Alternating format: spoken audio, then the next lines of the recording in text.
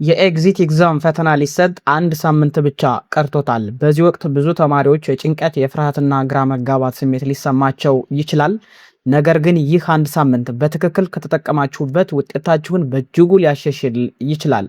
ዛሬ ከፈተናው በፊት በፈተናው ቀንና በፈተናው ወቅት ማወቅ ያለባችሁን በጣም አስፈላጊ የሚባሉ ምክሮችን ማጋራችሁ ይሆናል።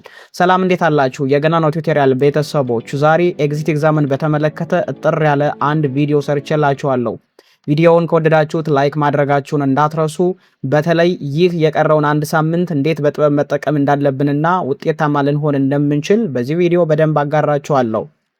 እንግዲህ ኤግዚት ኤግዛም በጣም በብዙ ተማሪዎች ዘንድ እየተፈራ ያለ ፈተና ነው። ነገር ግን አሁን ጀስት ኤግዚት ኤግዛምን ስንመለከት ማለት ነው እጅግ በጣም ጥሩ የሚባልም ነው። ዛሬ ከፈተናው በፊት ላይ ልናደርጋቸው ከሚገቡ መሰረታዊ ከሚባሉ ነገሮች እንጀምራለን። እንግዲህ ይህን የቀረውን አንድ ሳምንት እንዴት አድርገን ነው ተጠቅመን ውጤታማ ልንሆን የምንችለው የሚለውን ነገር እንሞክራለን። እንግዲህ ሁላችሁም እንደምታውቁት እንግዲህ አሁን አዲስ ኮርስ ለመጀመር ወይንም ሁሉንም ኮርሶች ከመጀመሪያ ለማንበብ መሞከር የለብንም። ይህንን ማድረግ የለባችሁንም። ይልቁንም ለምሳሌ በቴስት ብሉፕሪንት ላይ ትኩረት ማድረግ አለባችሁ። ሞዴል ኤግዚት ኤግዛም ጥያቄዎችን ደጋግማችሁ መስራት አለባችሁ። የተሳሳታችሁባቸውን ጥያቄዎች ደግማችሁ መመልከት አለባችሁ። በተደጋጋሚ የሚጠየቁ ሐሳቦችን እና ጥያቄዎችን በደንብ አድርጋችሁ ማጠናከር አለባችሁ። ማለት አሁን ላይ የሚያስፈልጋችሁ የማጠናከር ስራ እንጂ ከዜሮ ጀምራችሁ ማንበብ አይደለም። ስለዚህ እቺን የቀረችዋን አንድ ሳምንት እንዴት አድርገን ታይምን ማኔጅ በማድረግ በጥበብ መጠቀም እንዳለብን ልናቅ ይገባል። በሁለተኛ ደረጃ ከፈተናው በፊት ሁሉንም ማዘጋጀት ያለብን አስፈላጊ ነገሮች ማዘጋጀት አለብን። ወደ ፈተና ከመግባታችሁ በፊት የሚያስፈልጉ መሰረታዊ የሚባሉ ነገሮችን አስቀድማችሁ ማዘጋጀት አለባችሁ። ለምሳሌ ኤግዚት ኤግዛም ኢንትሪ ቲኬት ሊሆን ይችላል። ይሄንን አስቀድመን ልክ ትምህርት ሚኒስቴር ሲያሳውቅ ተብሎ መያዝ አለብን። ኦኬ አይዲ ናምበር ወይም ደግሞ መታወቂያ ሊሆን ይችላል። ይሄንንም በደንብ አድርገን ማዘጋጀት አለብን። ዩዘር ኔም እና ፓስዋርድ ሁሌ መረሳት የሌለበት ጉዳይ ነው። ብዙ ሰዎች ይሄንን ይረሳሉ። ስለዚህ መርሳት የለብንም። አስፈላጊ የሚባሉ ለምሳሌ ስክሪፕቶ ሊሆን ይችላል፣ እርሳስ ሊሆን ይችላል። እነዚህን መያዝ አለብን። ትልቁ ጉዳይ ግን ደግሞ የፈተና ቦታና የፈተና ሰዓትን በተመለከተ በደንብ አድርጋችሁ መረጃ ሊኖራችሁ ይገባል። በተለይ የፈተና ቦታችሁ ከምትኖሩበት አካባቢ ትንሽ ራቅ ያለ ከሆነ አስቀድማችሁ መድረስ አለባችሁ። ስለዚህ እነዚህን ነገሮች ከፈተናው በፊት ማለት ነው ሁሉንም ነገር ማድረግ አለባችሁ።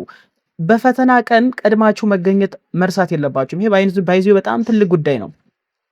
ፈተና ከሚጀምርበት ሰዓት ቢያንስ ማለት ነው 30 ደቂቃ ቀድማችሁ በፈተና ጣቢያችሁ አካባቢ ብትገኙ ለእናንተ የመረጋጋት ስሜት ይሰጣችኋል።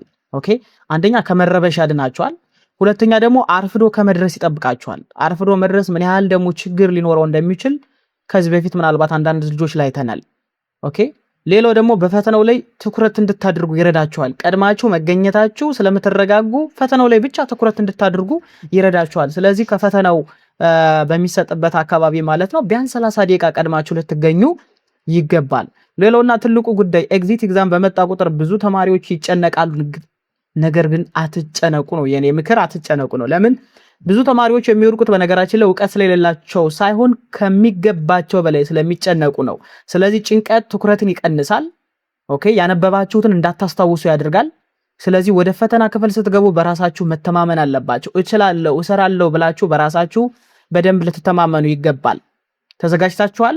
እችላለሁ፣ እሰራለሁ ብላችሁ ብትገቡ በእርግጠኝነት ይህንን ጭንቀት የሚባለው ነገር አቮይድ ካደረጋችሁ ፈተና ላይ ጥሩ ውጤት ልትሰሩ ትችላላችሁ። ሌላውና ትልቁ ጉዳይ ደግሞ ከባድ ጥያቄ ላይ ጊዜ ማባከን የሚባል ነገር ላይ መኖር የለበትም። ከባድ ጥያቄ ላይ ጊዜ አታባክኑ። አንድ ጥያቄ ከከበዳችሁ ፍላግ ኮሽን አድርጉት። ከዛ ስትመለሱ ምን ታደርጋላችሁ? ትሰሩታላችሁ። ኦኬ ስለዚህ ምን ማድረግ አለባችሁ? ጥያቄ እየሰራችሁ እያለ የሚከብዳችሁን ፍላግ ኮሽንስ እያደረጋችሁ ቀጥታ ምን ማድረግ አለባችሁ? ቀላል የሆኑ ጥያቄዎችን መጀመሪያ መስራት አለባችሁ። ከዚያ ወደ ከበዳችሁ ጥያቄ ነው መመለስ ያለባችሁ። አንድ ጥያቄ ላይ ብቻ ተጣብቃችሁ በጣም ብዙ ጊዜ እየሞከራችሁ መልሶ አልመጣም ብላችሁ ጊዜያችሁን ካባከናችሁ በኋላ መስራት የሚገባችሁን ቀላል ጥያቄዎችን ሳትሰሯቸው ልትቀሩ ትችላላችሁ። ስለዚህ በተቻላችሁ አቅም ሁሌም ቢሆን ከባድ ጥያቄዎችን ፍላግ ኮሽን ላይ ያስገባችሁ ቀላል የሚባሉ ጥያቄዎችን ቀድማችሁ መስራት አለባችሁ። ይሄንን የምታደርጉ ከሆነ ጥሩ ነገር ታገኛላችሁ። ሌላውና ትልቁ ጉዳይ ደግሞ በራሳችሁ መተማመን አለባችሁ። እስከዛሬ በጣም ብዙ ተምራችኋል። ብዙ ፈተናዎችን አልፋችኋል። ሞዴል ኤግዛም ተፈትናችኋል። ስለዚህ የኤግዚት ኤግዛም ጥያቄዎችም ከተማራችሁበት ውጭ በፍጹም አይደሉም። ስለዚህ የራሳችሁን ብቃትም ማቃለል የለባችሁ። እችላለሁ ብላችሁ በራሳችሁ መተማመን አለባችሁ። ኦኬ አብዛኛው የሚመጡ ጥያቄዎች ጀነራል ኮንሰፕት ላይ ዲፔንድ ያደረጉ ናቸው። ምርጫ ናቸው። እችላለሁ እሰራለሁ ብላችሁ በራሳችሁ ልትተማመኑ ይገባል። ስለዚህ በራስ መተማመን ትልቅ የሆነ ቫልዩ አለው ኤግዚት ኤግዛም ለሚፈተኑ ተማሪዎች ማለት ነው። ሌላውና ትልቁ ጉዳይ ግን በጋራ ለመስራት መሞከር የለባችሁ። ፈተናው ኮምፒውተር ቤዝድ ነው። ከፍተኛ ክትትል ይደረግበታል። ከፍተኛ የክትትል ስርዓት አለው። ለማጭበርበር መሞከር ጊዜን ያባክናል፣ ችግርም ሊፈጥር ይችላል። የእናንተንም ፈተና ሙሉ በሙሉ ዲስኳሊፋይ ሊያስደርግ ይችላል። ስለዚህ ሙሉ በሙሉ ትኩረታችሁን ማድረግ ያለባችሁ በራሳችሁ ስራ ላይ ብቻ መሆን አለበት። በራሳችሁ ሰርታችሁ በራሳችሁ ለማለፍ ምን ማድረግ አለባችሁ? በደንብ አድርጋችሁ መዘጋጀት አለባችሁ። ሌላው የኮምፒውተር ክፍሎችን መነካካት የለባችሁ። ብዙ ተማሪዎች በፈተና ወቅት አሁን የማይገቡ የኮምፒውተር ክፍሎችን ይነካካሉ፣ ጊዜያቸው ይባከናል። ኤንዳደርስ በፈተና ወቅት ያልተጠየቃችሁበትን ነገር መንካት የለባችሁ። የኮምፒውተሩን አንዳንድ ነገሮች በስህተት እንዳትዘጉት መጠንቀቅ አለባችሁ። ኮምፒውተራችሁን በስህተት እንዳትዘጉት መጠንቀቅ አለባችሁ። አንዳንድ ተማሪ በስህተት ዘግቶ ያውቃሉ። ችግር ከገጠማችሁ ወዲያውኑ ፈታኝ መምህራን ስላሉ ለነሱ ማሳወቅ፣ ከዛ በኋላ እነሱ ይህንን ችግር ይፈቱላችኋል። ስለዚህ አላስፈላጊ የሚባሉ የኮምፒውተር ፓርቶችን መነካካት የለባችሁም። ከኖርማሉ ከጥያቄው ላይ መውጣት የለባችሁም። ይህንን በደንብ አድርጋችሁ መረዳት አለባችሁ። ሌላው ደግሞ በጣም ብዙ የሚያስገርመን አንዳንድ ተማሪዎች የኮምፒውተር እውቀት የለኝም ብለው ይፈራሉ። የኮምፒውተር እውቀት የለኝም ብላችሁ አትፍሩ። ብዙ ተማሪዎች ይህንን ፍርሃት አላቸው። ነገር ግን ፈታኝ መምህራን ምንም ጥያቄ የለውም፣ ያግዟችኋል፣ ይረዷችኋል። እንዴት አድርጋችሁ መስራት እንዳለባችሁ፣ እንዴት ክሊክ ማድረግ እንደው አትችሉም ቢባሉ ግን ይሄንን የኮምፒውተር እውቀት ይሄን ያህል የሌለው ተማሪ ደግሞ የለም። ስለዚህ በዚህ ምክንያትም መጨነቅ አያስፈልግም። ሌላው በቂ እንቅልፍ ውሰዱ። ከፈተናው በፊት ያለው ሌሊት በደንብ አድርጋችሁ ተኙ። እረፍት ያስፈልጋል። እስከ ሌሊት ድረስ ማንበብ ምናምን ምንም የሚጠቅመው ፋይዳ የለውም። እንደውም ያጨናንቃችኋል። ቢኮዝ የአእምሮ ከደከመ ውጤት ላይ ፈተና ላይ ለመስራት ያስቸግራል። ስለዚህ ያረፈ አእምሮ ከደከመ በደንብ ከደከማችሁበት ምናምን አረፍ ካላችሁ የተሻለ ውጤት የማምጣት እድላችሁ እጅግ በጣም ከፍተኛ ነው። ሌላውና ትልቁ ጉዳይ ግን በወሬ አትረበሹ ፕሊስ። ፈተናው በጣም ከባድ ነው፣ የኛ ዲፓርትመንት አያልፍም፣ ፈተናው ወጥቷል የሚሉ ወሬዎች በአንድም በሌላ መልኩ ከብዙ ሰዎች ልሰሙ ትችላላችሁ። እነዚህ ወሬዎች ትኩረታችሁን ለማዛባት ብቻ የሚያገለግሉ ከንቱ ወሬዎች ናቸው እንጂ ምንም ጥቅም የላቸውም። ስለዚህ ምንም አይነት ወሬ ቢወራ በወሬ መረበሽ የለባችሁ። ትኩረታችሁን በጥናታችሁና በፈተናችሁ ላይ ብቻ ነው ማድረግ ያለባችሁ። ይሄንን ከግንዛቤ ውስጥ ማስገባት አለባችሁ። ሌላው የፈተናው ዩኒቨርሲቲ ማን ነው የሚያወጣው? ፈተናውን የሚያወጣው ዩኒቨርሲቲ ማን ነው ብላችሁ ጥያቄ መጠየቅ ምናምን አስፈላጊ አይደለም። ምንም ልትጨነቁ አይገባም። ብዙ ተማሪዎች ፈተናውን ያወጣው ዩኒቨርሲቲ ማን ነው ብለው ይጨነቃሉ። ይህ ምንም አይጠቅማችሁም። ፈተናው የሚወጣው በተማራችሁ ትምህርት መሰረት ነው፣ በቴስት ብሉፕሪንት መሰረት ነው።